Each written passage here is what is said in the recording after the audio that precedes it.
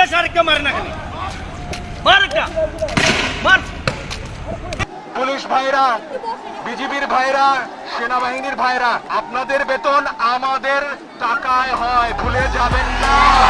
শিক্ষার্থীদের ঠেকাতে ভারত থেকে পুলিশ এনেছে সরকার, হিন্দিতে কথা বলছে পুলিশ, সামাজিক যোগাযোগ মাধ্যমে নিন্দার ঝড়। কোটা আন্দোলনকে ঘিরে দেশের বর্তমান পরিস্থিতি ভালো না। এর মধ্যে পুলিশের একের পর এক কর্মকাণ্ড নিয়ে আন্দোলনরত শিক্ষার্থীদের রয়েছে নানা অভিযোগ। এর মধ্যে এবার একটি ভিন্ন রকম ভিডিও ছড়িয়ে পড়েছে। জাতীয় পত্রিকা দৈনিক ইত্তেফাকের ক্যামেরায় দৃশ্যটি ধরা পড়ে। ভাইরাল ভিডিওটিতে দেখা যাচ্ছে বাংলাদেশের পোশাক পরা এক পুলিশ গুলি করার সময় হিন্দিতে কথা বলছে। এরপরে মূলত শুরু হয়েছে আলোচনা সমালোচনা। কারো কারো মন্তব্য, ভারত থেকে আনা হয়েছে পুলিশ, লক্ষ লক্ষ ছাত্রদের বিপক্ষে মোকাবেলা করা বাংলাদেশের অল্প কিছু পুলিশ দিয়ে কাজ হবে না, আর তাই তো ভারত থেকে পুলিশ এনেছে এই সরকার। এমনই নানা রকম মন্তব্য করছেন নেটিজেনরা।